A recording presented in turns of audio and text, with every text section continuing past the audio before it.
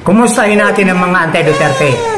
Ngayon sa video ito, sabihin nyo kung hindi bayaran si Alfred Mark Guzman ng Alberta, Canada. Dahil mismo ang bumati sa kanya ay si Auntie Claire. Ang sabi ay, panoorin niyo mga kababayan para malaman niyo kung hindi ba bayaran, hindi ba troll. Eh grabe, tinatanggi pa kasi ng mga anti-Duterte na hindi bayaran. Ano raw masama kung magmura siya, isamantalang daw mga Duterte ay nagmamura rin, ay foul na yung mga kababayan, hindi kasama yon ang pagmumura sa isang tao kasi wala kang karapatan.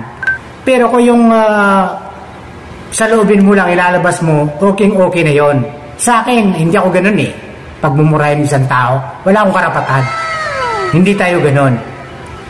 Panoorin niyo mga kababayan para malaman niyo si Alfred Mark Guzman kung hindi ba talaga bayaran.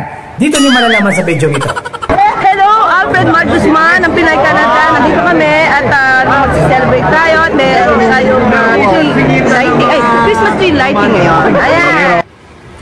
O ano ngayon? Narinig niyo sinabi ni Auntie Claire? Hello Mark.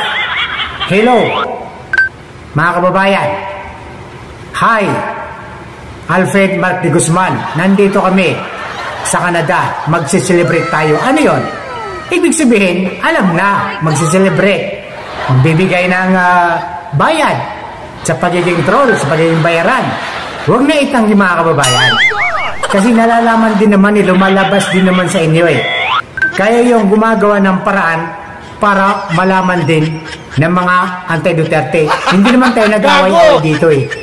Ang sa atin lang, ilabas yung katotohanan. Magsabi tayo ng totoo. Huwag natin kimkimin yung galit sa bawat isa. Ilabas natin. Huwag naman yung kikimkimin mo yung galit mo sa isang tao. Baka sumabog ang utak mo. Diba? O ngayon yung sabihin sa video nito. Ulitin natin ulit mga kababayan. Panoorin niyo ulit. Hello, Alfred Mark Guzman ng Pinay, Canada. Nandito kami at mag-celebrate tayo. Meron tayong Christmas tree lighting ngayon. Ayan.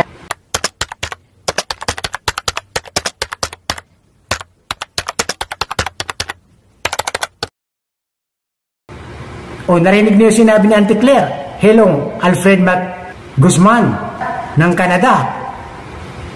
Ano ngayon mga kababayan, mag-celebrate tayo. Ibig sabihin, nandyan na yung bayad, ibibigay na yung bayad. Magkikita-kita ng mga anti-Duterte. Diyan lang naman kayo masaya eh. Diba? Aminin nyo na kasi, hindi naman masamang umamin kung ito ay makakabuti sa iyo.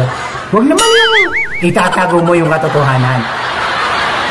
Bayaran ka, itatago mo, hindi maganda yon. Aminin mo na, ang taong mahilig magmura, hindi naman yan kinagisnan eh. Napaputusan lang yan. Pero si Duterte, ganun talaga. Pero yung mga ganun si Alfred Mark Guzman, oy, napaputusan lang yan. Takot din yan. Oh my God! Baka hindi kayang panindigan. Huwag kang gagawa ng isang bagay na hindi mo kayang panindigay. Takot ka rin. Anuhin mo naman yung maraming pera, maraming datong. Kung may kinatatakutan ka rin. Baka mamaya bumuluksok ka eh. Baka mamaya bumigay ka eh.